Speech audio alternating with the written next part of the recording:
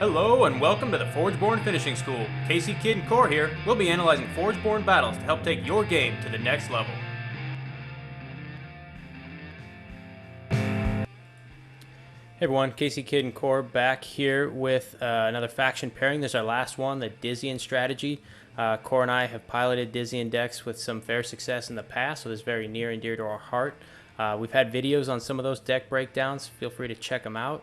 Really quick, we're going to jump into a Digitize Dustup kind of update. We want to start off with a big thank you to all of the community for supporting this event and all the other content creators.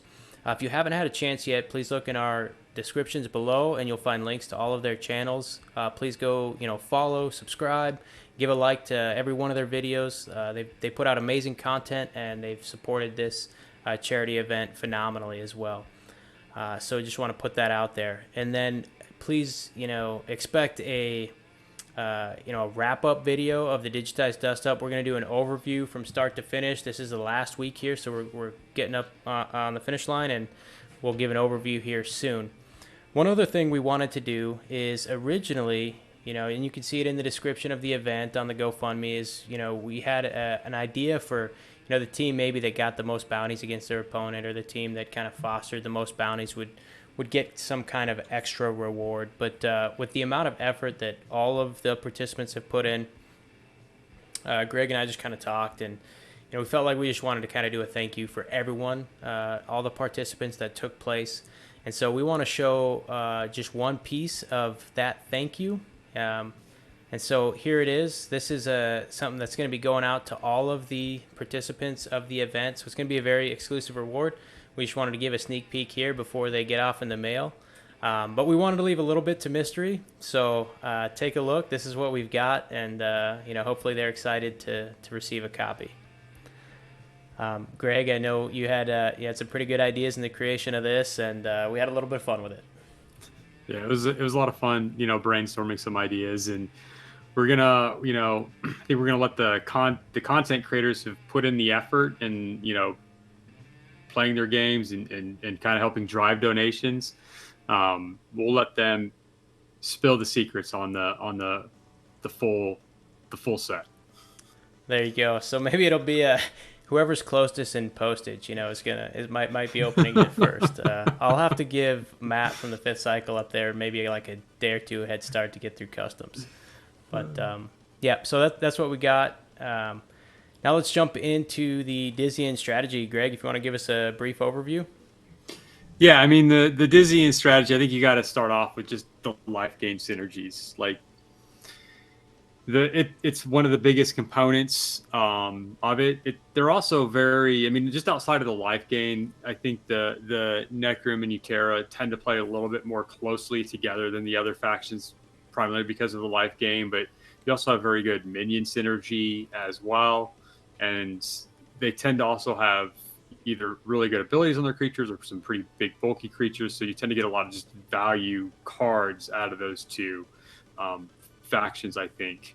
Not to mention that you have beast synergies within the two, and then a little bit of spirit synergy. We kind of see a little bit more of that into set 2, and I think you're going to see a lot more of that coming into set 3 as well. Yeah. But I think it's just things that are better on the curve, and then that life gain really helps out a lot, where they bounce things off of each other. Yeah, and I think in set 1 we kind of saw, I think it was the undisputed king of the meta in set 1. There was a few decks that could potentially kind of rise up, but really it wasn't until set 2 that its perch, up at the top got challenged with the Bizarak and Rumble Spark, strategies that came out of set 2. So set 2, though, did give a couple of things to the Dysian Strategy that we want to give you a quick update on, from our last faction pairing video. That was all set 1, so feel free to check that out. But moving into kind of some of the set 2 specific things is the first one I wanted to talk about was Glorfglob. I have, professed my love for big statted creatures, essentially, pretty regularly throughout this game's life cycle. And so I think the Glorf Glob just gives you a really interesting mechanic to get there very quickly. And it's also why I love the spell Dendrify, Greg. Turn 1, you can drop it and get an 8/8 Oak Father. Glorf Glob allows you to kind of do the same thing. You can cannibalize your own creatures to set the attack and health to, equal to the health of one of your creatures. So we're going to get into a creature that helps very much with that very quickly. But it's a very interesting card, essentially, which is why its stats, at level 3, don't really kind of increase. It's still a 5/5. That's because all the other creatures that you're cannibalizing along the way essentially are going to get bigger with it as well. And so the set 2 card that I love to see and love to pair with the Glorf Glob is the Shardplate Behemoth that Cycle 1 comes out as a 0/8. I've had deck pairings before where my first play is a Shardplate Behemoth and then my second play is a Glorf Glob cannibalized to get an even bigger creature, and then move along. And, getting that 10/10 right off the bat is pretty hard for anybody to deal with in Cycle 1. It doesn't have Breakthrough like Dendrify gives you, but it is still pretty powerful. And so the Shardplate Behemoth on its own, though, also isn't, anything to snuff at. So it's a 0/8, and its ability is to deal damage with its health instead of its attack. I know one of the cards you wanted to cover, Greg, is one card that plays into this pretty well. But set 2 does bring in quite a few cards that increase the health of your creatures, especially, and there's some Forgeborn abilities. So it's pretty easy to get this guy out of hand sometimes, which makes for a pretty powerful effect. So my favorite Forge Word of set 2, going to cover that, is Doom. And specifically, I like it when it's attached to the Doom Banshee. So Doom allows you on deploy to destroy another one of your creatures to deal 5 to a creature or player. And then you attach that to the Banshee as soon as you slay, then you get to deal damage to the enemy player. Kind of a 2-for-1 here, which is very, very strong. And then it plays well into the Destruction synergy that Dysian can kind of do a lot. Utera gives you a lot of access to minions, multiple bodies. Echo Wolves in set 2, so multiple body plays. In set 1 you got Druids, Transcendent Biologists, Mystical Keyword, you name it. So a lot of extra bodies, and Doom Banshee puts them to good use. Yeah, I like the Doom Banshee. One of the decks that I enjoy playing has one, and it's always a great card. Like, I think you nailed it with that pairing. Yeah, this one is super fun. My first set 2 deck, I pulled a Doom Revenant, which is close, not quite as good. But moving into Darkshaper's Ritual. So in set 1, I had set aside a couple of beast decks, specifically knowing that someday, beasts are on the cusp, and there's, someday they'll get the extra cards to get them there. This is one of those cards. This card is amazing, and it's got the beast synergy. So essentially, this is one of those modal cards where you get to take a choice. When a creature is destroyed this turn, you gain health. You can play a minion, or each enemy player must destroy one of their creatures. And if you have a beast, you get to choose 2 of those. You're almost never choosing the minion in this instance, but there are times where it's just value to choose the minion. If you got that second play, it's rare though. This is a very strong card. I remember Gorman used it against me in Indiana at Sealed Ultimate Championship, and I swear he gained 40-something life easily throughout the match just on this card alone. So I played Trey in the storyline at Gen Con, and he dropped Darkshaper's Ritual, and just the amount of health that he gained, I was like, oh my god. Yeah. The thing, I say you almost never drop the minions, but back that up. If you do put an extra body on the board and it dies, that's more health. If you have anything proccing off of that, which we'll get into, that's just more triggers. Yeah. And the 3rd level does drop 2 minions, so pretty strong. Last one I think that I wanted to cover here is the Blightskull Bomb. And so, Greg, you alluded to Spirit Synergy is going to get ramped up a little bit in set 3. We did see that most of that's coming out of the Necrim faction, which is going to be hard to work this in there. But there is some in other factions, and this is really going to help quite a bit, especially because there's a lot of other spirits in other factions. So this kind of just opens up you getting that second effect. Blightskull Bomb is essentially making your opponent choose a creature to destroy of their own volition, but then you get to give a spirit's additional stats. So this is one of those cards that's really good, and you almost never get that second ability. When it becomes commonplace to get that second ability, it's going to become much stronger. All right, and Greg, you wanted to go down a couple of cards, so let's start it off here with the Glowhive Nursery. Yeah, just going over some of the cards that kind of work into the synergy, Dysian Synergy, which we kind of talked about with the minions being a good option. And so, dropping Glowhive gives you the Wisp minion, but then when you play minion this lane, you get the +2/+2. Well, NathasGaming's pretty good at generating zombies and other minions, zombies and I guess not other minions, just zombies and brutes, but they're good at generating them. And so having this out on the board just makes those bigger and you're getting more benefit out of it. And then the Glowhives obviously, of course, just stack across it. So I'm never disappointed seeing a Glowhive Nursery in my deck, especially when I'm pairing it with NathasGaming that has a way of getting minions out very easily. So, which then leads us kind of into the next card. Again, going into that minion synergy now, where these two won't necessarily play together, but the Rune Scarred Pit being the other one, and this one works well because of the Utera's cards, particularly in set 1, were like Transcendent Biologist and using those cards that Lycian Rain, right? Playing those cards that buff your minions, and this is already just a big 6/6 at level 1, as you talked about. That's a big body in cycle 1. And then you get 2 of them in cycle 2, and then if you have ways to buff those even further, makes for a pretty powerful card. What one thing about Runescarred Pit that I think took us all off guard when set 2 came out a little bit is 6/6 in cycle 1 was very big. There were bigger. Dendrify, we keep bringing that up, but 6/6 was very big. Set 2, I think, has normalized big statted creatures in cycle 1 just a little bit more, but it's still very good.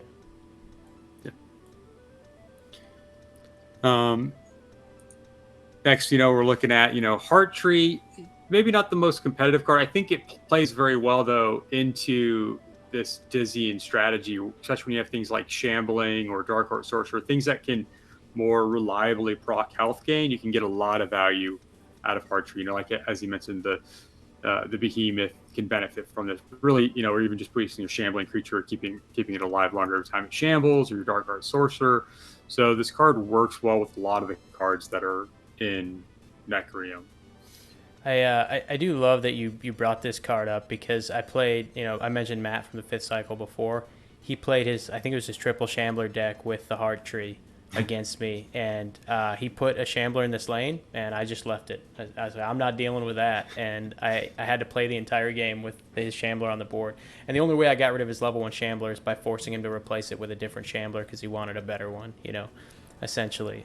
They just become unkillable if you don't have immediate removal. And then the Carnivorous Taro. Yeah, so in set 2, you don't have the Kindred trait anymore, but you can get the Carnivorous Taro in it, which, again, you're just going to deploy it, you're going to gain life, which then just triggers its basically Kindred effect. So one of those cards that when you're playing set 2, you don't have Kindred, you can look at this and use this, or look for that in your deck as well to trigger more big statted creatures. And then Arboreus, obviously, it's not like, Krogius level, but it does work well in NathasGaming, again, because NathasGaming's going to help you get to that 50 plus health break that it has. Allows you to keep that or sustain it longer or get there. And then even by itself, I mean, it's level 3, it's still a 15/15 with breakthrough. That's still just a big creature, whether you proc it or not. Yeah, this is one of those strange cards that, it's level 1 at a 4/4 is not something I want to play. But it's also almost the easiest to meet that above 50 health threshold at level 1 to get a 7/7. And then after that, if you miss the threshold, 7/7 isn't great in cycle 2, but it's not terrible. And like you said, 15/15, that's good all day long. Yep. All right, so those are some of the cards that we think, set 2 Battle for White Fang Pass has kind of brought to the Dysian meta that can kind of help.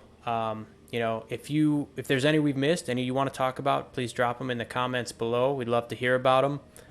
Or if you've used some of these, very efficiently to win some matches. Some of those really cool scenarios, kind of like how I talked about with Matt, putting a Shambler in the Heart Tree. Any of those fun things, please share. We love to hear them. We love to talk about them.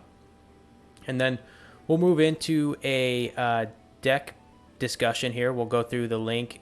So with the Dysian strategy, we have talked about Nathas's world-winning deck, which is the creme de la creme of Dysian strategy. If you want to go out and grab that one and watch that video.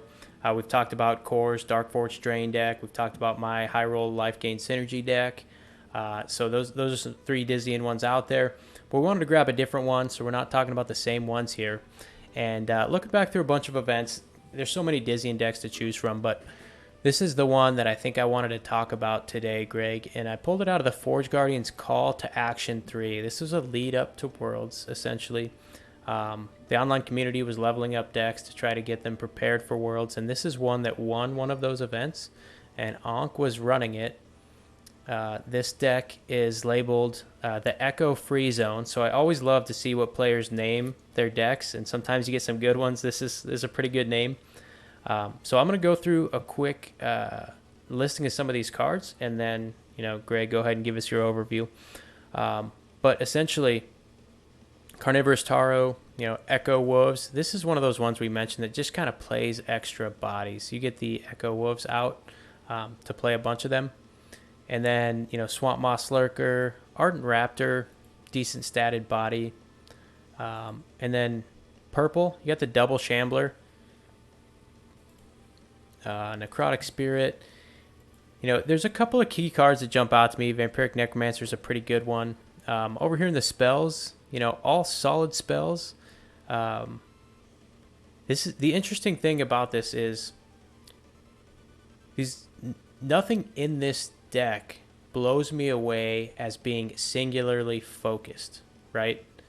But there are just some solid cards in it. So when I did the original faction pairing video, when I talked about the Dysian strategy, one of the things I mentioned specifically was that even the bad Dysian cards tend to be better than the bad Tempest or Aloyan cards. And so when you pair these together, you have a higher likelihood of having decks without bad cards. Mm-hmm. And so I think this deck really exemplifies it. But, what are your thoughts on this one, Greg? Yeah, I think you kind of nailed it. If you look at the Necrium creatures, like Shambler, great. Ghoulish Demon. Ghoulish is really good. Demon is just a big body. Like Gloom Reaper Hag, always good to see that card. Necrotic, great keyword. Shambling, again, great keyword. Spite Maiden, never a bad card. Vampiric Necromancer, again, Vampiric's a great ability. Necromancer's a great card. And then even in the spells, Dysian Siphon, Necrovive, Extras Will. You can't go wrong with those, right? And there's a lot of just, solid cards. Even when you look at the green side of it, Botanimate, we talked about Glowhive, right? We talked about the Tarot. You got the Tarot proccing off the Shamblings, the Hag. You got Extras Will proccing off of stuff like. Yeah, I bet that Tarot could get out of hand in this deck potentially. Yep. One thing I didn't even pick apart until you said Necrotic Spirit. This might be the worst card in the deck. I love Necrotic, but putting it on a Spirit feels real bad. Because normally you're putting a Necrotic creature into something you want to block twice or something, right? This, if you have to block something and this is the only thing you got, you're essentially putting your Spirit in front of it to die and turn into a minion. Yeah. That's a pretty entertaining card. Not to say it's you're terrible, right. but That's probably the worst card. But if you have the advantage to place a 6 attack creature into a lane, and even if it dies, you're still blocking up that lane. So, right. And it's got some pretty decent control. You mentioned Botanimate, Polymorpher. We kind of glossed over, which is an amazing card that you've used amazingly. Just a lot of good quality cards. Bartox, decent. One thing I didn't really cut into, Greg, go ahead and break down this Forgeborn ability setup. Yeah, with Cersei, Life Drain, again, that's going to help proc Extras Will or Carnivorous Tarot. Can help, Swamp Moss Lurker if you need to. Removes a creature, gives you health. Great. Soul Siphon. I like Soul Siphon. I was a little down on it initially, but I think in some decks it can work really well. And I think this one with the the Glowhive or the Echo Wolves or even the Necrotic Creature, if you need to, like there's options for you to use it and get a big body on the board. 8/8, adding 8/8 something's great. And then Death Touch, just destroy a creature. Could those be shuffled around? Could you have a little better ones? Yeah, but I wouldn't be disappointed in playing it in this deck. Like, it doesn't hinder the deck at all. Right. No, and I think you nailed it with it. Can it be shuffled around? Like, honestly, my only tweak there would be to swap 3 and 4 and take Soul Siphon at 4 just to get it to 12/12 maybe. But, yeah, game ender. I know you're a huge fan of Siphon at 2 as well. So, like, Soul Siphon to me is turning out, I agree. I wasn't as high on it, but I am very high on it now. I think it's amazing Forgeborn ability. At cycle 3, I think is its worst spot to land.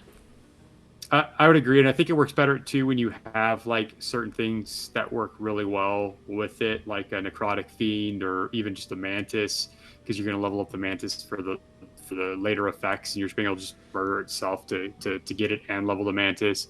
But you're right, like Soul Siphon 3 Soul Siphon 4, I think is really great. Like that at that point, it can end games. So. Yeah. Nice. One card we didn't really, kind of glossed over is the Echo Pups and Echo Alpha. I just want to take a moment here. Like, I think this card, and there's a lot of people in the community, I think this card has potential, but it takes the perfect deck to make this card really good, and it probably involves an Apocalypser. So I think here it's just one of those extra bodies kind of cards that is never a bad thing. Maybe Soul Siphon Fodder, Twin Strength, isn't the greatest card, but if that's all you got and you drop 2 creatures and then make them big real quick, not too bad. Yeah. I wonder how much you played. I mean, his deck is Echo Free Zone, so maybe the Echo Wolves didn't get played a whole lot. I would imagine it would mostly be played if you needed to like literally chump block multiple lanes, or because the deck is just stacked with good So I almost feel like the naming of the deck also implied that the Wolves didn't see much play. Definitely could be, or they're shambling fodder. Like, it's just multiple bodies. But yeah, all right. So that kind of wraps up the Dysian strategy. Didn't want to spend too much time on it. We've talked Dysian a lot. So let's move into now the set 3 spoiler card, Greg. So. Everyone got to hear me ramble about what I thought it might do based on the picture. So here we are. We're going to take the first look. All right. So Ancestral Staff. Okay. So activate. Move this to. Oh, it's an Exalt. Oh, it's an item Exalt. Move this to an adjacent lane. When you play a creature in this lane, give it +2 attack. Oh. Ooh, I like that. Being able to move around. This is not where I thought this was going at all, but I did read the article that dropped this Monday, and then after that I kind of talked to you. I was like, well, it's got to be attack stat related. I did not see this coming at all. It's funny because he talked a lot about like how the weapon that he was holding, like keyed off a lot of your thoughts, and this is Ancestral Staff. It's about his weapon. So like this. All right, this guy must be an absolute giant if his weapon is an Exalt, like a piece of the landscape. I might be having a hard time buying this. I'm not sure. We're going to need some explanations here. So let's level this thing up. Okay, so destroy your level 1. That makes sense. Deal 4 damage to an enemy creature that was in its lane. That is something I didn't expect to see. That's a really nice add-on. I was about to say, if this just jumped up in stats, I'm not 100% sure it's all there for me, but that damage, this is shaping up to be very powerful, I think. Yeah, and like, so on the level 1, right, you move it into a lane where a creature is, and then play this to do damage to whoever that was. And the fact that you could move this around every turn means you could basically get this to proc twice a turn. Yeah, so I am very interested to see if one of my favorite set 1 spells comes back, and that's Ice Storm. that would make this card a lot of fun, because I think what you can do is kind of zone control your opponents into wanting to only play in the outside lanes, because they don't want to give you too much ability to keep moving this thing around.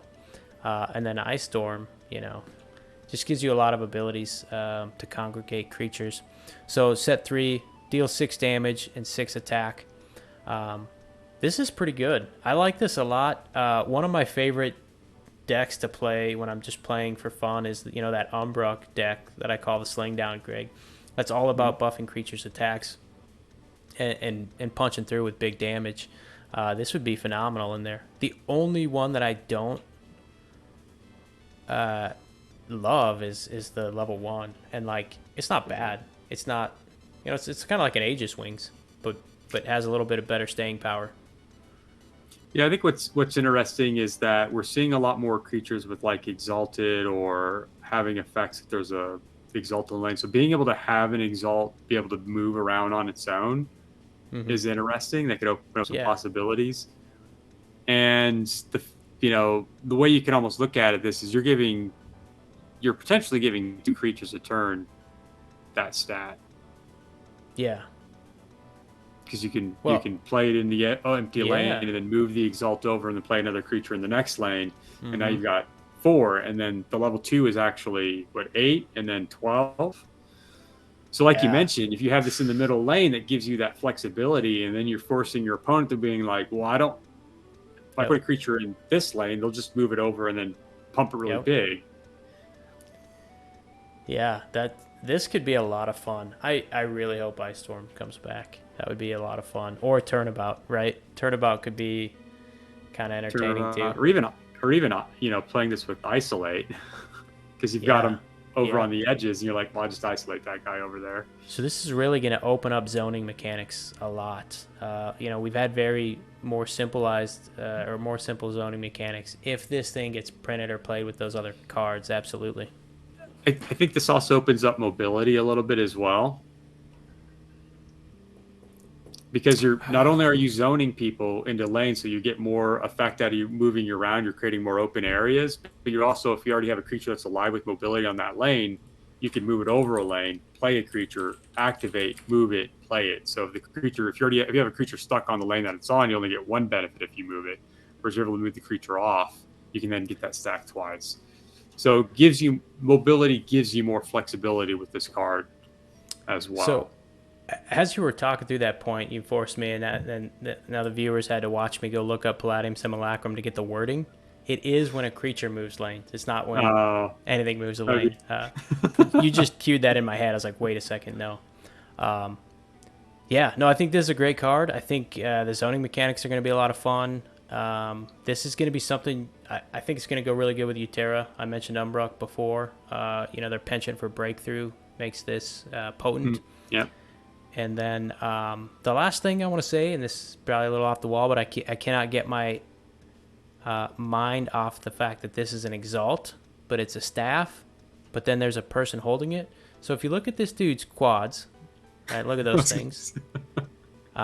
They're like stone. I don't know if this is like a living Exalt. It's very interesting to me. Well, you have the Harbinger staff. That's an Exalt, right? It is, yeah. Or maybe I'm overthinking So I think it can be locations, but it can also be like artifacts, like ancient artifacts unearthed from the ice melts. This what this reminds me, Greg. I love just not talking to you about things beforehand and then bringing it up on live so that you have no way to like prepare your reaction. But we need to get George on, I think. I'm going to ask George if he wants to come on now that I've said it live. That's probably a bad idea. But I want to talk to him about these items and the Exalts and everything like that, because we just got to talk to him a little bit about the art and stuff, and at Gen Con for a little bit. Really awesome to talk to, really knowledgeable person with an extreme passion for Solforge. So just a thought there. Yeah, it was awesome talk. That was one of the, being able to talk with him at Gen Con was one of the best parts, talking about just like the flavor text on cards and the direction the story could go, and how we kind of talked about this in the story thing, but it's how like the cards in the story is like from a certain person's perspective, you know, Mm-hmm. how right are they? Like, Right. Yep. Okay. Well, I think that's going to wrap it up for us this week. Thanks, everyone, and we look forward to talking to you next week. bye. Thanks for attending this lesson of the Forgeborn Finishing School. If you like this video, please subscribe, comment, or consider donating to our Patreon account. We look forward to our next lesson.